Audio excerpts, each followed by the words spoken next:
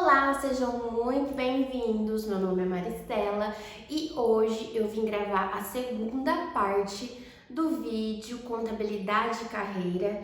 3 coisas que ninguém te conta, mas provavelmente você vai aprender e saber mais de 3 coisas que ninguém te conta.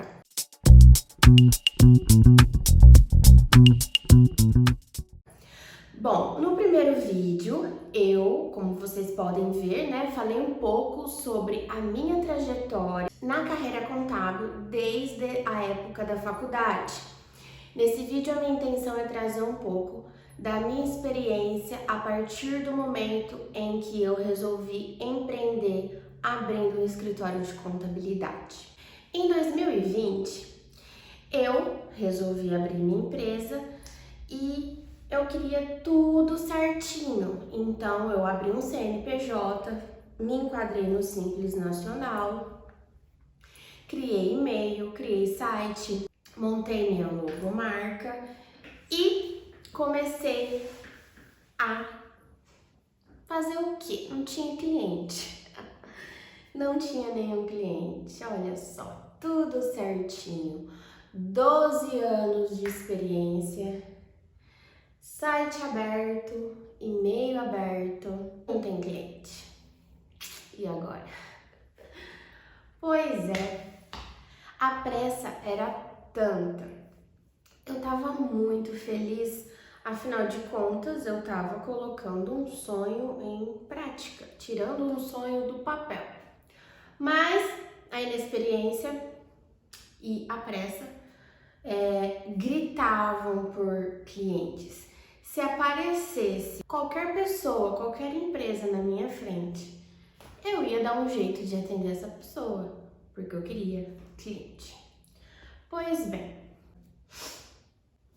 eis que uma conhecida minha disse que tinha uma pessoa para me indicar como cliente. Ela falou, a pessoa precisava de um contador que estava com a empresa um pouquinho bagunçada, sabe?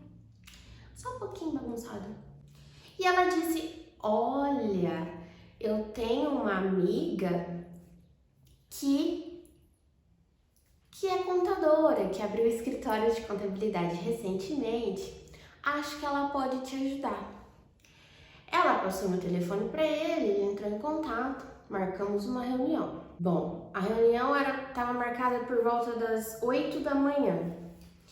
Coloquei um vestido preto midi, estava me sentindo no grande dia, afinal de contas, era a minha primeira reunião, meu primeiro cliente. Fui até o local com a minha agendinha personalizada da empresa, que eu também mandei fazer, e perguntei pelo fulano de tal, me pediram para aguardar.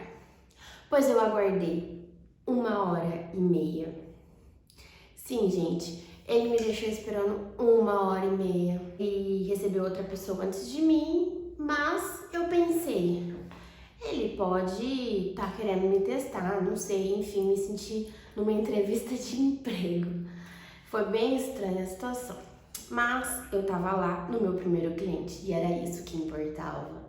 Quando ele me atendeu, ele foi explicando tudo o que precisava fazer na empresa dele e não era pouca coisa. Ele tava com a empresa bloqueada, cheia de dívidas, tinha que alterar muitos quinais. Era bastante trabalho, só que não tinha problema. O problema vem agora. Ele colocou preço no meu trabalho.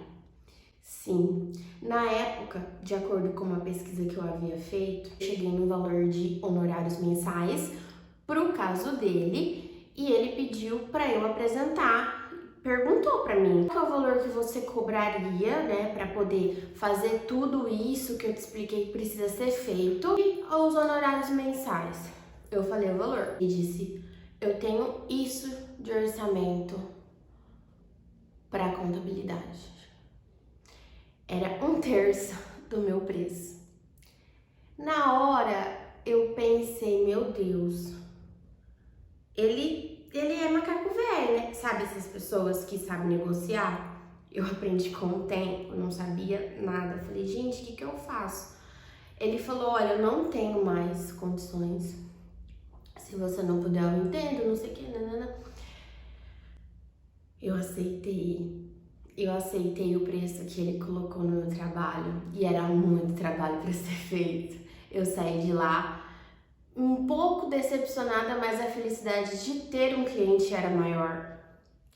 Foi aí que a grande dor de cabeça começou. Eu não sei se ele pensou que eu era muito ingênua ou que tudo que ele falasse eu ia acatar por ele achar que eu não tinha experiência, mas o fato é que esse cliente me sugou tudo que ele podia. Ele foi uma pessoa, ele, a esposa, enfim, todo mundo.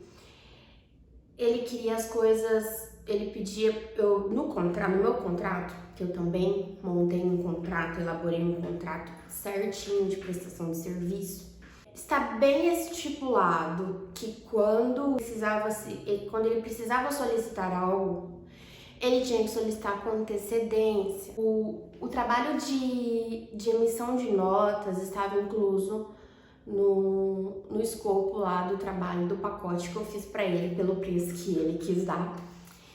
E com a condição de que toda nota que ele precisasse que fosse emitida, ele precisava solicitar com, não lembro se era 2 ou 3 dias ou um dia, não lembro, de antecedência. Ele ligava, por exemplo, agora são 12h55. Ele mandava mensagem agora e falava, Maristela, eu preciso até para as 3 horas.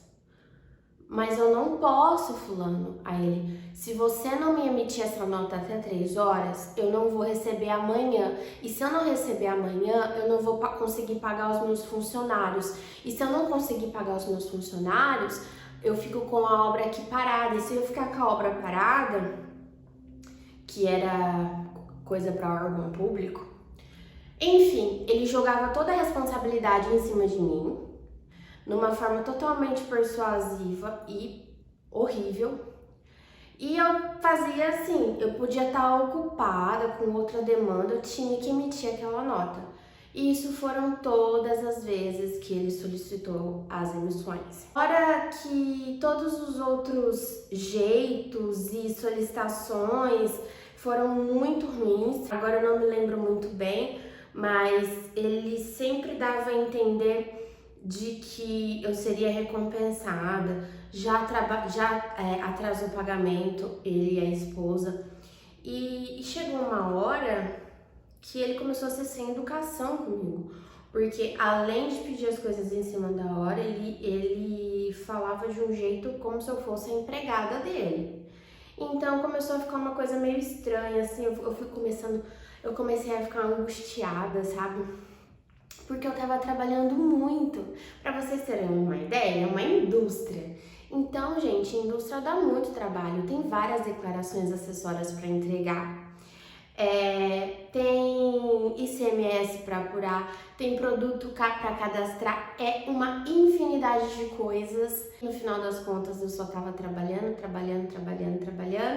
e ganhando pouco. E esse trabalhar me impedia de ter tempo para prospectar mais clientes. E aí foi quando eu cheguei numa época que eu falei, gente, não é isso que eu quero para mim. Escritório não é para mim. Eu comecei a questionar todos os meus sonhos e cheguei na conclusão de que eu não estava bem. Eu não estava bem mentalmente. Eu falei para ele, né, quando eu cheguei no meu limite, eu já não queria mais atender ninguém. Eu comecei a não atendê-lo mais, a ignorar as coisas, porque eu estava realmente muito doente, a minha cabeça não estava legal. E aí foi quando eu disse pra ele que era pra ele mudar de escritório, porque eu estava dispensando ele. Só que no dispensar ele, que era o que eu deveria ter feito muito antes, eu já tava mal, eu já tava doente, eu já tava incrédula da minha profissão. Mas quando eu fiz, eu decidi girar minha vida completamente.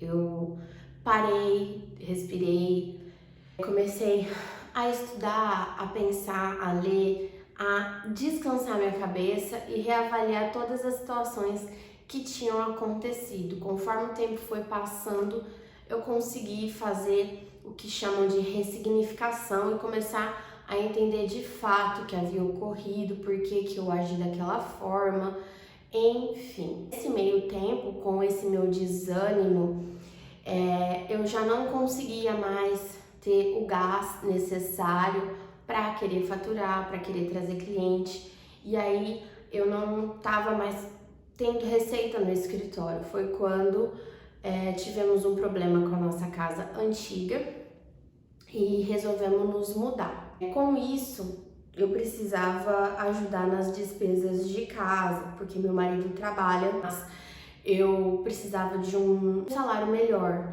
Foi quando eu decidi voltar para a CLT. Eu comecei a enviar currículos e fui chamada para trabalhar numa empresa de forma home office, dentro da área de controladoria. Nada a ver com o que eu fazia até então, que é a parte contábil, a parte mais genérica, que tem um pouquinho de cada coisa. Lá nessa empresa eu só atuava com planilhas, controles e tudo mais. Não tinha nada de fiscal, por exemplo.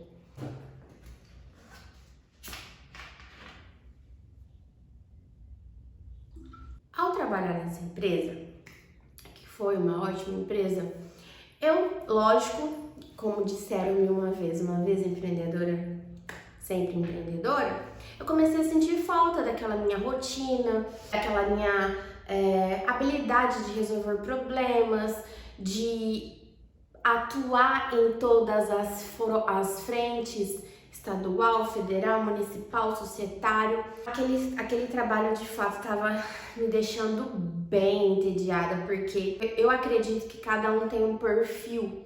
Existem pessoas certas para esse tipo de trabalho. Meu perfil não é o meu perfil para esse tipo de trabalho. Meu perfil é mais dinâmico, sangue nos olhos, resolver as coisas, sabe? Eu sou assim. E aí eu comecei a me sentir frustrada, porque eu falei, bom, eu não gosto. Eu achava que eu não gostava do que estava acontecendo, mas foi, né, que a ficha caiu e eu não gosto disso. Aí foi quando eu realmente cheguei na conclusão de que tudo que aconteceu foi uma experiência, não é culpa da profissão, não é culpa nem do cliente. Na verdade, a culpa é minha, porque são formas e formas de lidar com situações. Eu não soube lidar, mas isso me trouxe experiência para as próximas situações.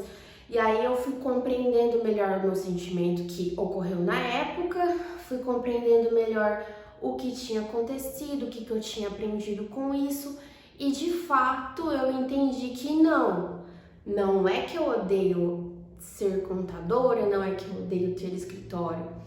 Eu odiava a situação que eu estava passando, com as coisas mais acalmadas, tudo no lugar. Eu falei, bom, não, é isso que eu quero.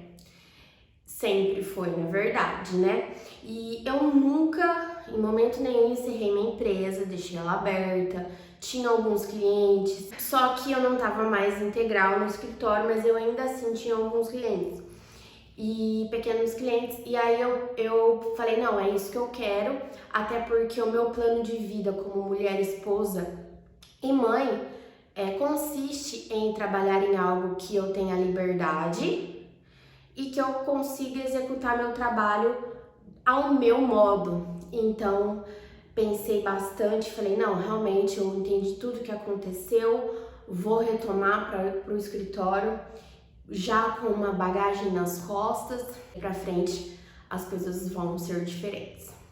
Foi aí que eu pedi demissão da minha empresa, pedi desligamento. Na época eu estava com muita demanda com meu filho também, tinha várias situações que me impediam de querer continuar naquele trabalho. Não é só o fato de eu querer ter meu escritório de volta, mas aquela parte da flexibilização de ter um filho e tudo mais.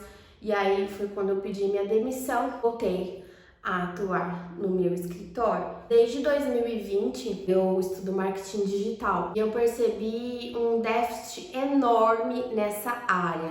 Por quê?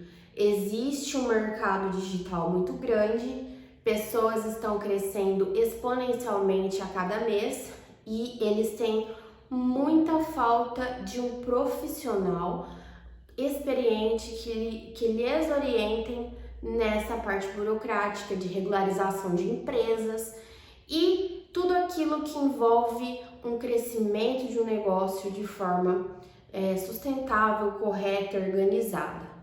Foi aí que, estudando marketing digital e percebendo tudo isso, fiz alguns cursos, comecei a me posicionar como contadora especialista no mercado digital.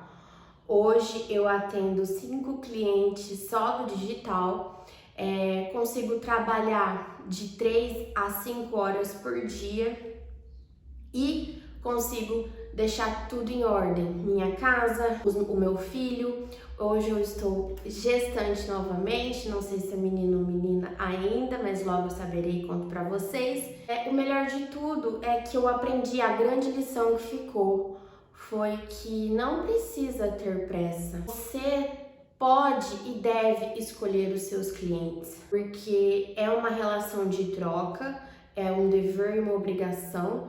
Você não pode se sujeitar a coisas que vão contra os seus princípios, porque a vida vai te cobrar. Então, gente, se tem uma coisa que eu quero deixar de lição e de reflexão, é isso. Seja lá qual for o seu sonho, não tenha pressa, se capacite, se valorize, aprenda vendas, oratória e marketing.